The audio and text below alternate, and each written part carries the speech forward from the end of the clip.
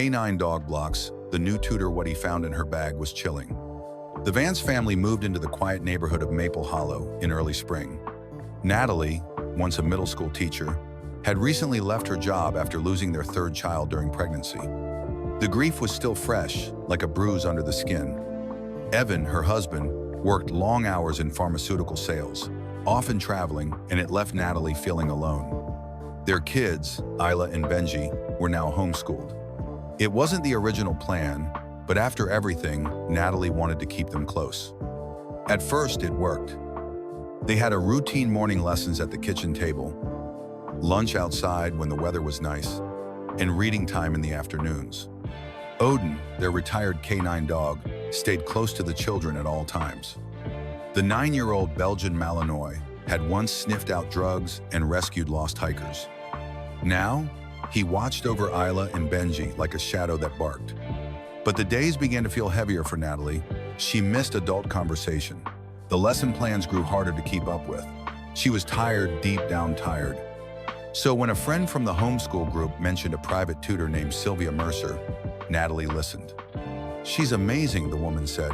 "Smart, patient, and really good with kids. She helped my son catch up after we moved." Natalie looked Sylvia up online. Her profile was neat and professional.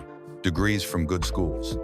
Glowing reviews. A photo of a calm-looking woman in her 30s with tidy hair and a soft smile. Evan wasn't sure at first. "A stranger in the house?" he asked. "She comes with references. Look background check, clean, and she works with neurodiverse kids. Isla could really benefit." Evan sighed and nodded. "If you feel good about it, then okay." Sylvia arrived on a Wednesday morning. She wore a cream sweater, blue slacks, and carried a small leather bag. She spoke gently, her voice like a breeze. "Thank you for having me," she said, smiling at Natalie and shaking Evan's hand. "Your home is lovely." But the moment Sylvia stepped through the doorway, Odin growled. It wasn't loud at first, just a low, steady rumble. He stood between the children and Sylvia, body stiff, ears pinned back, his eyes locked onto her face. "Oh," Sylvia laughed lightly, "I must smell like bacon. My neighbor has a puppy who jumps on me all the time." Natalie tried to smile back but glanced down at Odin, who hadn't moved an inch. "He doesn't usually do that," Isla said quietly, clutching his fur. Natalie knelt and placed a hand on Odin's back. "It's okay, boy. She's here to help."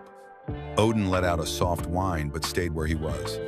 The rest of the visit went smoothly, at least on the surface. Sylvia worked with the kids at the dining table while Natalie did chores nearby. Evan left for work after the introductions, assuming all was fine. Sylvia pulled out flashcards, asked Isla about her favorite books, and even helped Benji trace letters with a marker. She moved slowly, carefully, always explaining what she was doing. But Odin never left his spot. He stayed between Sylvia and the children. Every time she stood up, he followed. Every time she leaned close, his ears twitched. During snack time, Sylvia offered to make apple slices. As she reached for the knife drawer, Odin gave a sharp bark, startling everyone. "Whoa," Sylvia said, raising both hands. "That was unexpected." Natalie chuckled nervously. "He's just protective." "I can work with that," Sylvia said smoothly. "I believe trust is earned." By the end of the day, Natalie felt tired but hopeful. The kids seemed to enjoy the lessons, and Sylvia offered to return twice a week. She even offered to help prepare materials in advance. That night, while brushing Isla's hair before bed, Natalie asked, "Did you like Miss Sylvia?" Isla nodded. "She was nice." But Odin didn't like her. Natalie smiled gently. "Odin's just not used to strangers anymore." But deep down, something tugged at her. Odin had been around plenty of guests before. Delivery drivers, friends, even the plumber last week. He never reacted like this. Later, when the house had gone quiet, Odin did something unusual. He sat by the front door and didn't move. For almost an hour, he stared outside into the dark. Natalie stood nearby, a mug of tea growing cold in her hands. "What is it, Odin?" she whispered. The dog didn't turn, didn't wag his tail.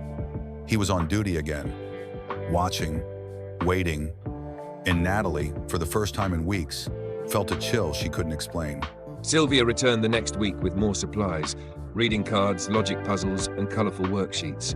She smiled as she walked in, complimenting Natalie's new sweater and offering the kids a jar of homemade cookies. Natalie smiled back but noticed Odin's reaction right away. The moment Sylvia stepped through the doorway, Odin growled again, this time louder. He blocked the hallway between her and the living room, eyes hard and focused. Natalie tried to soothe him, but he didn't relax. "I brought treats for everyone," Sylvia said cheerfully, holding out the cookies. Isla and Benji looked excited, but Odin stepped between the kids and Sylvia's hand. Natalie took the jar with a shaky smile. "He's just protective," she said again. "Sorry." But Sylvia didn't look annoyed.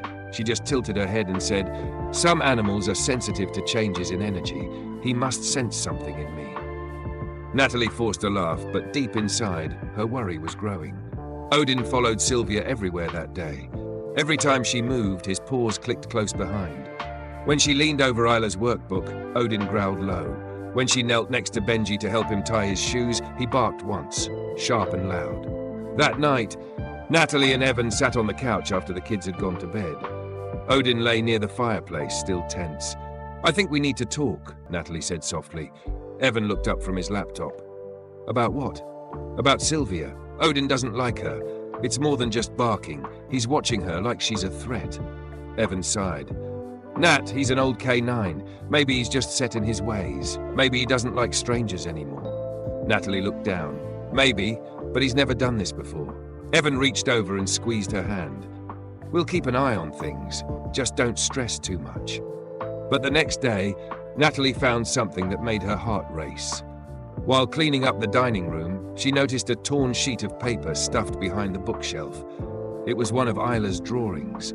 It showed a stick-figure woman with a large smile and two children sitting at a table.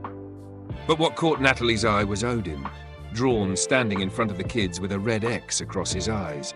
She showed it to Isla gently. "Sweetheart, did you draw this?" Isla shook her head.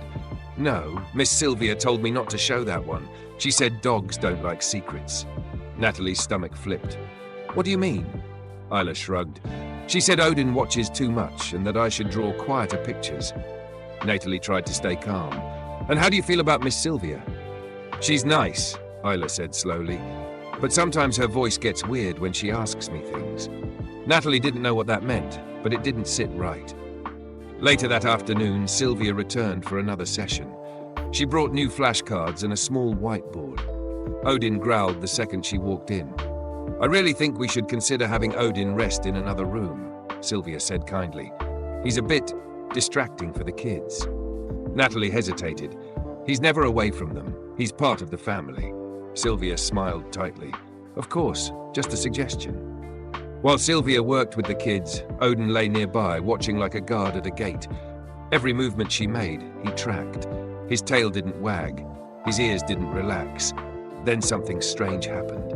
Sylvia stood up to get something from her bag, and as she reached in, Odin lunged forward and knocked over a basket near her feet. Crayons and flashcards scattered across the floor. Natalie rushed in. "Sylvia, are you okay?" "Yes," she said, laughing nervously. "He just surprised me." Natalie bent down to help and noticed something odd.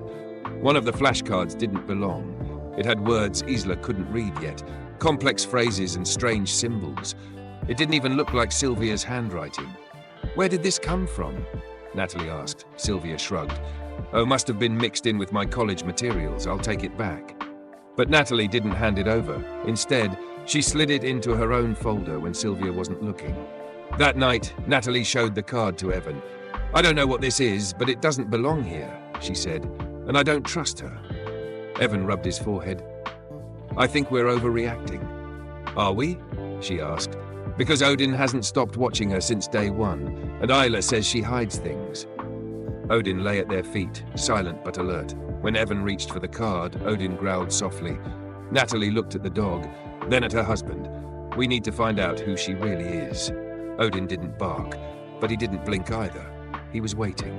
It was late at night when Natalie finally trusted her gut. Everyone else had gone to bed. Evan was upstairs asleep. The house was quiet, except for the soft creaking of the floor as Natalie walked down the hallway. Odin followed behind her, alert and silent. He hadn't stopped watching since Sylvia began coming around. Tonight, Natalie felt brave enough to find out why. She tiptoed to the guest room where Sylvia had been storing her tutoring materials. The door creaked as she opened it, and Odin pressed his nose into the air. Natalie flicked on a small light and began searching. At first, there was nothing unusual. Books, folders, pens, everything a tutor would have. But then, behind the curtains near the bed, Natalie noticed something. A small lockbox, barely the size of a lunchbox, tucked under a blanket. Her heart thudded. She picked it up. It was heavier than it looked. "Odin," she whispered. The dog stood right beside her, ears up. She carried the box to the kitchen and used a flat butter knife to pry it open. It took a few tries, but eventually the lid popped with a soft click. Inside were things she never expected. Flash drives, a notebook filled with odd, detailed notes. Photos of Isla and Benji at the table, at play, even asleep. Notes about what time they ate, what they liked to read, how they responded to different questions. There were lists of behaviors like Isla blinks when lying and Benji copies tone easily. Natalie's hands shook as she flipped through the pages. These weren't tutoring notes. They were studies. Odin let out a low growl. Natalie picked up one of the flash drives and held it tightly in her palm. Then she heard footsteps upstairs. "Evan." She ran to the staircase. "Evan, you need to see this!" Moments later, they sat together at the kitchen table, the contents of the box spread between them. Evan plugged in the flash drive. It held audio files, recordings of Sylvia asking strange questions in a soft voice, followed by Isla or Benji answering in confused tones. Natalie's stomach turned. She was recording them without asking. Evan looked pale. "This isn't tutoring. She's collecting information." "For what?" Natalie asked. "Why?" Before either of them could answer, they heard the front door handle jiggle. Odin barked loudly and ran to the door, placing his body between it and the family. Then suddenly, the door opened. Sylvia stood there, shocked to see them awake. Her calm voice vanished. "I left my folder," she said quickly. "Just came to grab it." At midnight, Evan stepped in front of Natalie. Natalie held up the lockbox. "We found your study kit." Sylvia's eyes narrowed. "You went through my things?" "You've been recording our children," Natalie snapped. Odin growled, his body tense. Sylvia tried to back toward the door, but Odin stepped in front of her, blocking her escape. She reached for her purse on the side table, but the dog barked loudly, lips pulled back. "Don't move," Evan said. "We're calling the police." Sylvia's eyes darted around the room. "You don't understand. I wasn't hurting them. I was helping."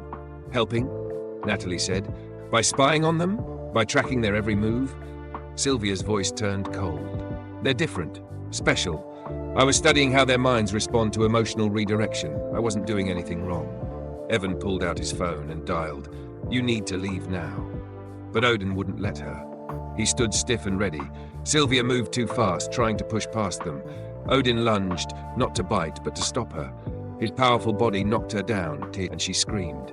Within minutes, police lights flashed outside. Deputies arrived and cuffed Sylvia as she hissed and shouted that they were making a mistake. "You don't know what I was trying to prove," she yelled. "This was research." Natalie stood by the door, holding Isla, who had woken up from the noise. Evan comforted Benji, who peeked from the stairs. Odin stood guard at the bottom, eyes locked on the front door, even after it closed behind the police car. Later that night, an officer returned with news. "Her real name isn't Sylvia Mercer," he said. "She's been using different names in different states. We believe she's connected to other cases, strange illnesses, kids showing sudden changes, and always a pattern of manipulation." Natalie sat on the couch, hugging Isla. "How long has she been doing this?" "Too long," the officer said. "But thanks to your dog and your instincts, we finally have proof." Odin rested beside the children, calm now. His tail thumped once as if saying, "Told you so." And Natalie finally believed him. The next morning, the sun rose quietly over Maple Hollow, but the Vance house felt different. Softer. Still, like the air was waiting. Sylvia, whose real name they now knew was Elena Mornes, was gone. The police had taken her away after finding the recordings and notes she kept on dozens of other children, not just Ela and Benji. The FBI had even shown up to take over the case. "You're lucky," one agent had said. "Most families didn't find out until it was too late." Natalie held Isla close, still shaking. If Odin hadn't warned us, Evan nodded. We owe him everything. The story hit the news 2 days later. Retired canine dog stops dangerous tutor. Children saved in time was the headline. Reporters called, neighbors stopped by, and someone even sent a gift basket for Odin filled with treats and toys. But the dog didn't seem interested. He still stayed close to the kids, always watching, always listening. At night, Natalie couldn't sleep. She kept replaying everything. Every time she doubted Odin, every moment she told herself things were fine. She sat by the window one evening, sipping cold tea, when Odin padded over and laid his head on her knee. "I'm so sorry," she whispered, running her fingers behind his ear. "You knew the whole time. I should have listened." Odin looked up at her gently, his eyes soft but alert. The next day, Evan took Odin to the vet for a checkup. The doctor smiled and said, "This boy's still got it. He's sharp, healthy and strong, and judging by the news, he still remembers his training." Isla begged her teacher to let Odin come to school for Hero Day. The teacher agreed. When Odin walked into the classroom wearing a blue vest that read K9 Retired, Always Watching, the children clapped. Isla stood proudly at the front of the class and said, "This is Odin. He saved me and my brother. He's the smartest dog in the whole world." Later that week, a package arrived on the Vance's porch. There was no return label, just a brown box and a short note. "For Ila, she's very bright." Natalie froze. Evan picked up the phone to call the police. Odin growled, standing between the door and the kids. Inside the box were coloring books and markers, but in the back of one book was a crayon drawing. It showed a stick figure woman next to 2 kids, and a dog with X's drawn over its eyes. Natalie's hands trembled. "She's still watching," she whispered. Odin stepped forward, sniffed the box and barked once, loud and sharp. Evan nodded and called the FBI. Agents took the package and promised extra patrols. They said Elena might be angry, but she was on the run and making mistakes. "She wants to scare you," one agent said, "but she's running out of places to hide." The next day, the Vances moved in with Natalie's sister for a while. It was hard to explain to the kids, but Natalie just said, "We're going on a sleepover." Isla cried the first night. "Can Odin come?" she asked. Odin licked her cheek and stayed curled beside her until she fell asleep. Back home, Evan installed more cameras and police cars circled the neighborhood at night. But Odin didn't rest. He paced, watched, waited. Then one evening, the doorbell rang. Natalie held her breath as Evan opened the door slowly. No one was there, just a drawing taped to the mailbox again. The same one. Only this time, it was torn in half. Odin walked over and picked it up gently in his mouth. Then he dropped it at Natalie's feet and sat down. "I think he's telling us it's over," Evan whispered. Days later, the FBI called. "We caught her," the agent said. "She was trying to board a flight under a fake name. Your tip, your dog. He gave us everything we needed." That weekend, peace returned. Natalie baked cookies. Evan read bedtime stories. Isla giggled in her sleep again. And Odin? He finally curled up by the fireplace and slept through the night for the first time in weeks. The governor sent a letter to the Vance family. Inside was a gold medallion for Odin. It read, "Protector, partner, hero." When Ila saw it, she hugged Odin tight and whispered, "You're not just our dog, you're our angel." And Odin? He didn't bark, he didn't move, he just watched, like he always did. Subscribe to our YouTube channel, Love Tales of Tales, for long, heartwarming pets and animals, love stories that stay with you long after they end.